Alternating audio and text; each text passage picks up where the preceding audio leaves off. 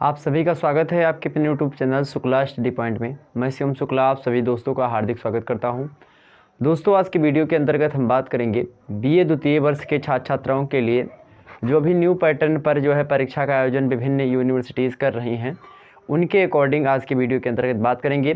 आखिरकार किस किस टॉपिक से प्रश्न पूछे जाएंगे आपके, और आखिरकार कौन सी ऐसी चीज़ें लास्ट में पढ़ें ताकि आपको ज़्यादा ना पढ़ना पड़े और बड़े ही आसानी से अपने पेपर में पूछे जाने वाले प्रश्न हैं उन तक बड़ी आसानी से पहुंचा जा सके। उसके बारे में आज की वीडियो के अंतर्गत हम चर्चा करेंगे।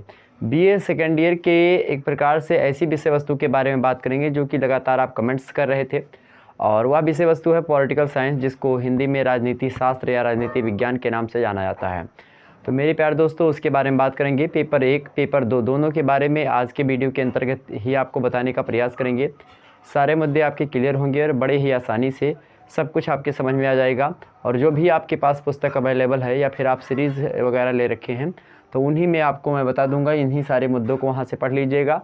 अगर आपकी सीरीज़ में नहीं मिलता है या आपकी पुस्तक में नहीं मिल रही जानकारियाँ तो आप गूगल पर कर सकते हैं और गूगल पर आपको जानकारी उपलब्ध मात्रा में मिल जाएगी। वहाँ से आप बड़ी आसानी से अपनी तैयारी को एक प्रकार से थोड़ा नवीनता प्रदान कर सकते हैं और एक प्रकार से टेक्निकली आप जो है परीक्षा जो ऑब्जेक्टिव टाइप की होनी है उसके लिए तैयार हो सकते हैं, प्रिपेयर हो सकते हैं।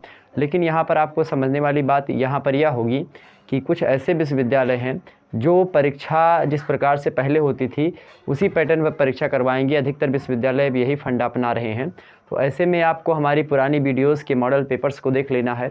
और पुरानी वीडियोस पे बहुत सारे ऐसे वीडियो हैं जिनमें हमने सिलेबस के अकॉर्डिंग भी आपके समक्ष वीडियो प्रस्तुत की है। लेक्चर 1 या चैप्टर 1 या 2, 3, 4 इसी के माध्यम से सीरियल वाइज लेक्चर्स भी हमारे चैनल पर उपलब्ध हैं शुक्ला स्टडी पॉइंट पर, तो आप उसको भी देख सकते हैं और अपनी तैयारी अच्छे तरीके से कर सकते हैं।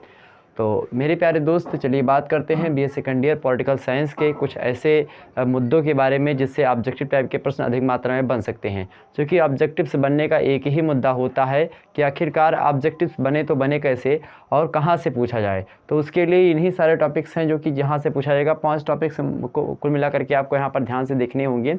इन 5 में और भी थोड़े हो जाएंगे, मैं उसको अभी समझाने का प्रयास करता हूँ। जैसे पेपर 1 का आपके नाम है मेरे प्यारे दोस्तों पॉलिटिकल थॉट्स, जैसे कि पॉलिटिकल विचार, जो विचारक जो होते हैं महत्वपूर्ण, उन्हीं के विचारों को पढ़ना होता है। कुछ विचारकों के बारे में पढ़ना होता है, उनके कौन कौन से विचार हैं। जैसे राजनीति शास्त्र में एक प्रकार से नवीनता मिली, राजनीति शास्त्र आगे बढ़ा, इस मुद्दे को वहाँ पर इंक्लूड करा जाता है। तो ऐसे विचारकों को आपको पढ़ना होता है। उनके द्वारा दिए गए विभिन्न सिद्धांत होते हैं। कोई न्याय का सिद्धांत देता है, कोई स्वाभाविक सिद्धांत देता है, तो कोई मेरे प्यारे दोस्तों आपको अधिकारों का सिद्धांत देता है, कोई एक प्रकार से आपको जो है सिद्धांत राज्य कैसे चलेगा इसके बारे में बताता है, कोई मनुष्य की क्राइटेरिया निश्चित करता है तो कोई राज्य की क्राइटेरिया निश्चित करता है। इस प्रकार से विभिन्न विचारकों के विभिन्न प्रकार के मत होते हैं और उन्हीं विचारकों के द्वारा दिए गए जो विचार होते हैं उन सभी विचारों को एक प्रकार से एक पुंज के रूप में अगर हम देखें तो उन्हीं को हम सिद्धांत या फिर कल्पना या परिकल्पना के नाम से जानते हैं। वैसे संकल्पना, परिकल्पना ये सब भूगोल में होती हैं। इन सब में विचारक होते हैं और सिद्धांत होते हैं, क्योंकि विचार जो होते हैं जब विचारों की पुष्टि हो जाती है तो उसी को हम सिद्धांत के नाम से जानते हैं। तो इनमें ऐसे हमको मुद्दों को पढ़ना होगा। सबसे पहले आपको पेपर 1 के अंतर्गत बताऊंगा। पेपर 2 वहीं आपका है जो है कंपैरेटिव गवर्नमेंट, मतलब कि तुलनात्मक सरकार के बारे में यहाँ पर देखना होता है।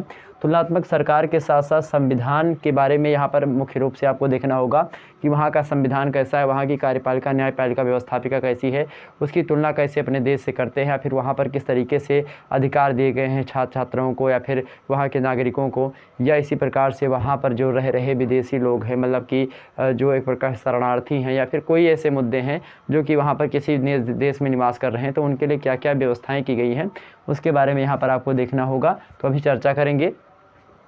पहले आपको बताने का प्रयास करते हैं आखिरकार विचारकों के बारे में जो कि पेपर 1 के अंतर्गत पॉलिटिकल साइंस के तहत आपसे पूछा जाता था। सबसे पहले आपको ऑब्जेक्टिव प्रश्नों की तैयारी हेतु, वैसे अगर आपसे लिखित वाले में भी प्रश्न पूछे तो मैंने आपको 14 इंपॉर्टेंट टॉपिक्स की वीडियो अपलोड करवा दी है, उसको देख लेंगे। उसमें विस्तार से हमने समझाया है।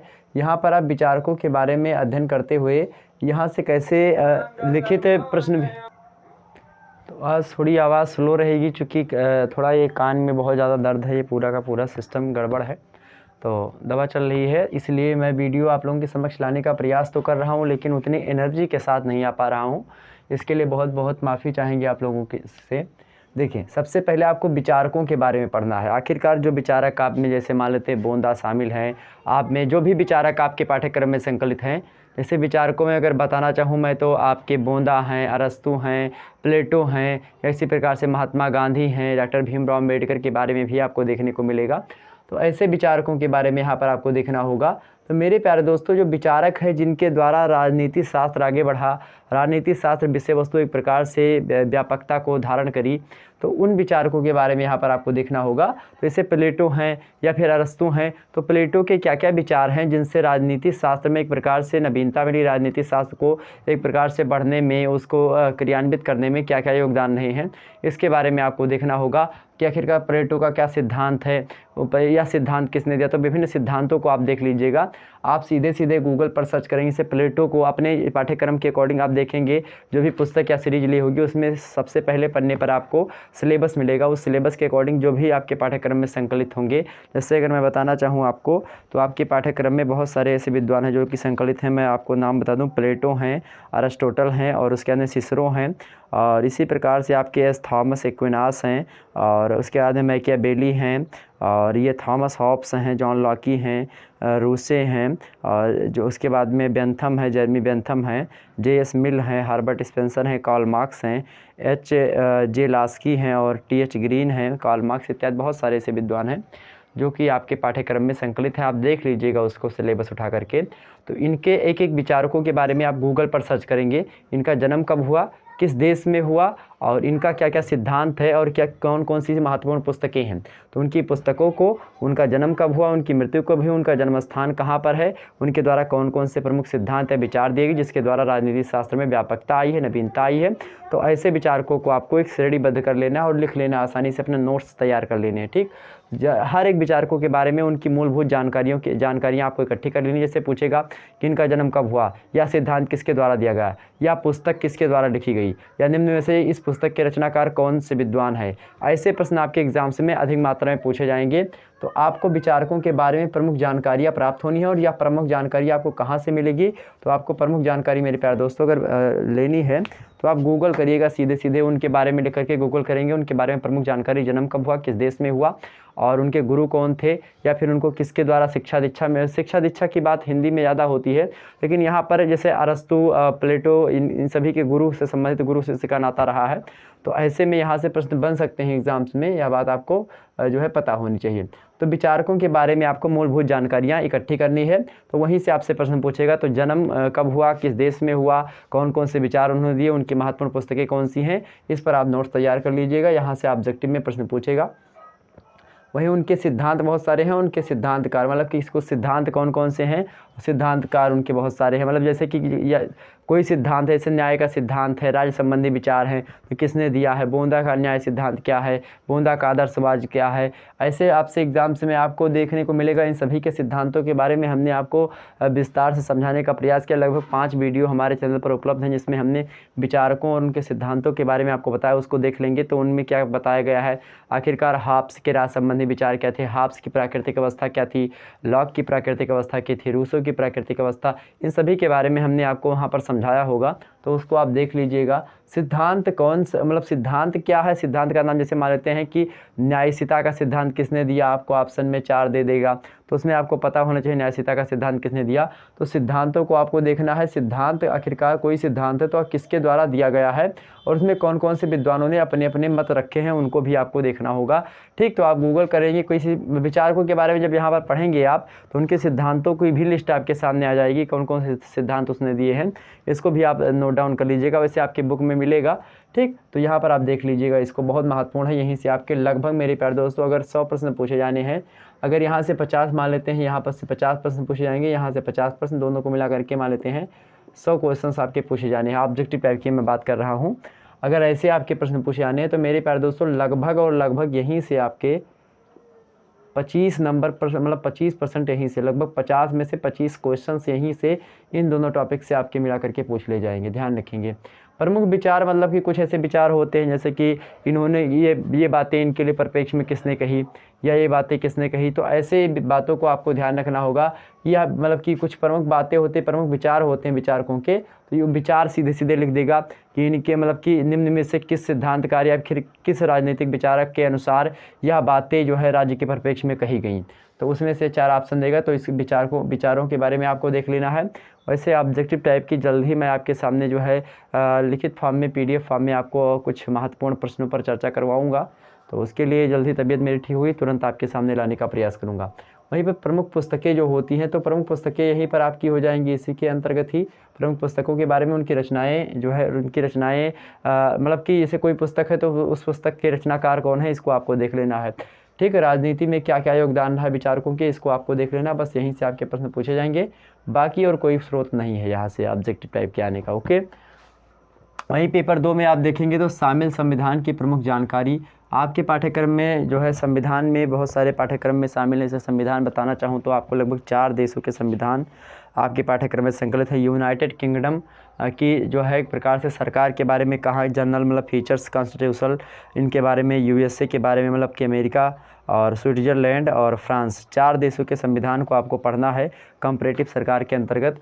और 4 देशों के संविधान में मेरे प्यारे दोस्तों आपको यहाँ पर उन संविधान में जो शामिल जानकारी है प्रमुख रूप से, उसके बारे में हमको देखना है कि आखिरकार वहाँ पर मौलिक अधिकार किस प्रकार से दिए गए हैं, वहाँ पर कितने अनुच्छेद दिए गए हैं, संविधान में कितने वर्णित हैं, कितनी अनुसूचियाँ हैं, किस प्रकार से सारा चीज़ क्रमबद्ध है, क्या हमारे देश में ऐसी व्यवस्था है, अगर हमारे देश में ऐसी व्यवस्था है तो कौन सी ऐसी व्यवस्था उससे। तो कुल मिलाकर के ऐसे आपसे उसके बारे में, संविधान वहाँ का कब लागू हुआ और वहाँ के संविधान लागू करवाने में सबसे महत्वपूर्ण योगदान किस व्यक्ति का रहा है, इन सभी मुद्दों को यहाँ पर आपको ध्यान से पढ़ना होगा। यहीं से ऑब्जेक्टिव बनेगा। वहीं तुलनात्मक अध्ययन को भी लेकर के आपसे प्रश्न बनेगा, क्योंकि तुलनात्मक अध्ययन क्या कि जैसे मान लेते हैं अमेरिका में मौलिक अधिकार कैसे हैं और अमेरिका के अकॉर्डिंग आपका, तो मैं आपको बता रहा था कि पर संविधान में शामिल जो प्रमुख जानकारी है उसके बारे में आपको जानना होगा कि वहाँ पर नीति निषेध तत्व कैसे हैं, लोगों को अधिकार कैसे दिए गए हैं, या इसी प्रकार से अन्य अन्य बातें हमने आपको बता दी।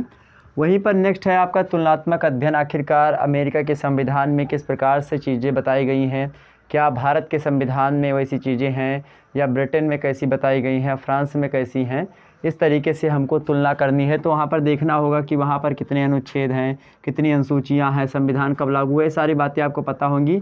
यहीं से आपके ऑब्जेक्टिव टाइप के प्रश्न बनेंगे।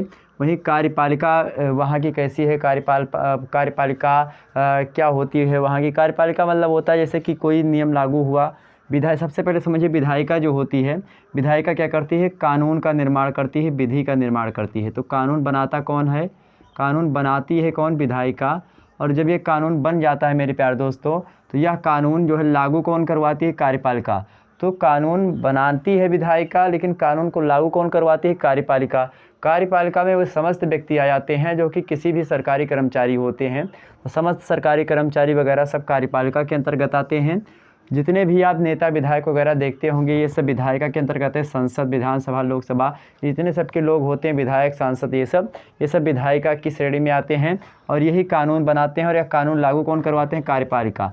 अब न्यायपालिका एक ऐसी स्वतंत्र जो है व्यवस्था होती है किसी भी संविधान के अंतर्गत किसी भी देश में, जो कि क्या करती है, जो कार्यपालिका के द्वारा लागू गए नियम है या विधायिका के द्वारा जो बनाए गए नियम है, वह नियम या फिर वह कानून जनता पर जब लागू होते हैं तो जनता अगर मतलब कि वह कानून जो विधायिका ने बनाया है, सांसदों विधायकों ने मिलकर के बनाया है, क्या वह कानून जो है संविधान, क्या वह कानून मेरे प्यारे दोस्तों संविधान जो वहाँ का है उस संविधान के अनुसार है या नहीं है।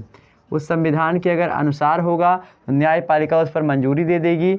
अगर संविधान के अनुसार नहीं होता है तो क्या होगा, वह जो है एक प्रकार से न्यायिक पुनरावलोकन एक शक्ति होती है, उसके तहत जो होगा वह न्यायपालिका जो होगी उस नियम को क्या कर देगी, भंग कर देगी, नियम को ख़त्म कर देगी।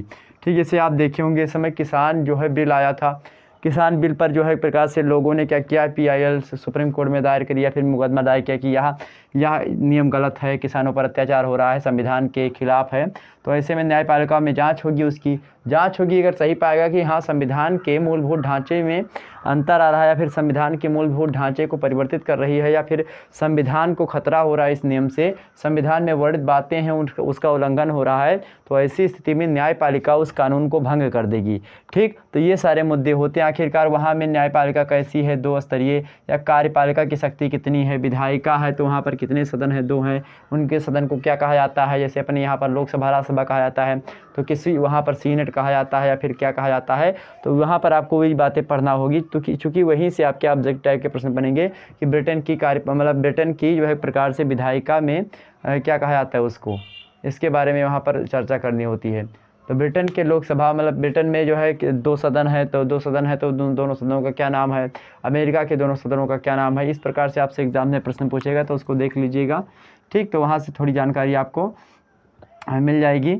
वहीं आपको महत्वपूर्ण व्यक्ति के बारे में जैसे जिन्होंने संविधान में योगदान दिया है, विशेष जैसे अपने यहाँ पे भारतीय संविधान की बात करूँ तो भारतीय संविधान में आप देखते हैं BR अम्बेडकर का नाम सबसे अग्रणी आता है, भीमराव अम्बेडकर का। हालांकि BN राव जो थे वह उस समिति के अध्यक्ष कि सलाहकार थे।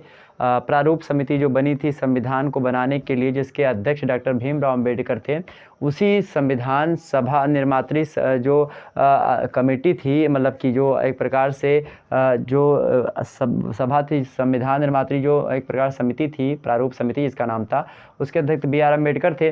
लेकिन BR अम्बेडकर या फिर जितने भी उसकी कमेटी के सदस्य उनको सलाह कौन देता था, उसके सलाहकार कौन थे, BN राव थे। कौन थे, BN राव थे मेरे प्यारे दोस्तों। तो कहीं ना कहीं पे ऐसे पूछेगा वहाँ से कि अमेरिका के संविधान में सबसे महत्वपूर्ण योगदान किसने दिया, ये सब तो उनके थोड़ी बहुत जानकारी आप अपनी पुस्तक में देख सकते हैं।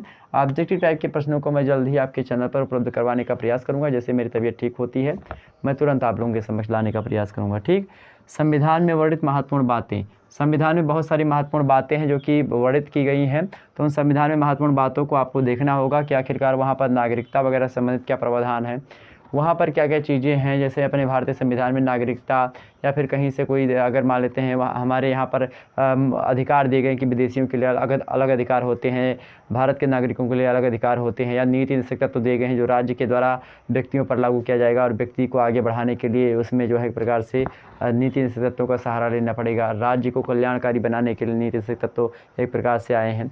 तो इन सभी मुद्दों को क्या वहाँ पर भी ऐसी बातें हैं, इन सभी को देखना होगा। वहीं कथन एवं आलोचनाएं बहुत सारे, अब इसमें ये विभिन्न देशों के संविधान जो बने हैं उन संविधानों में बहुत सारे लोगों ने आलोचनाएं करी है, बहुत सारे लोगों ने कुछ कहा है। तो क्या क्या बातें संविधान के परिप्रेक्ष्य में कही गई हैं। ऐसे अपने भारतीय संविधान में कहा जाता है कि अपना भारतीय संविधान क्या है, पंचमेल खिचड़ी है, विभिन्न देशों के संविधान को मिलाकर के भारतीय देश का संविधान बना। तो इन सभी बातों को आपको देखना होगा कि आखिरकार उसके संबंध में क्या क्या बातें कही गई हैं, इसको आप देख लीजिएगा। ठीक, संविधान में कितने अनुच्छेद, क्या क्या चीज़ें हैं, इसको देख लीजिएगा। बस यहीं से ऑब्जेक्टिव टाइप के प्रश्न बनेंगे और बाकी कोई जो है स्रोत नहीं होता है ऑब्जेक्टिव टाइप के प्रश्नों का बनने का। वैसे बहुत सारी यूनिवर्सिटी जैसी हैं जहाँ से आपके प्रश्न पत्र में मेरे प्यारे दोस्तों क्या पूछा जाएगा, जैसे प्रश्न पूछा जाता था परंपरागत रूप से वही पूछा जाएगा। उसके लिए आप हमारे चैनल से जुड़ करके आप जो है देख सकते हैं सारी वीडियोज़ को और बड़े आसानी से अपनी तैयारी कर सकते हैं। तो ऐसे में मेरे प्यारे दोस्तों जो ऑब्जेक्टिव वाले हैं बस यहीं से आपसे प्रश्न पूछेंगे, तो बिल्कुल आपको चिंता करने की आवश्यकता नहीं। बस अपनी पुस्तक उठाइएगा, सीरीज को उठाइएगा और यहीं से सारे प्रश्नों को पढ़ने का प्रयास करिएगा।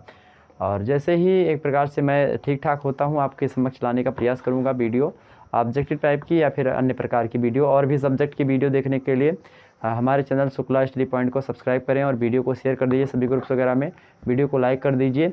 और मैं जल्द ही आपके सामने ज्योग्राफी, एजुकेशन, सोशोलॉजी या इसी प्रकार से अन्य सब्जेक्ट की वीडियो आपके सामने लाने का प्रयास करूँगा। मिलते हैं नेक्स्ट वीडियो में मेरे प्यारे दोस्तों, तब तक के लिए जय हिंद, जय भारत।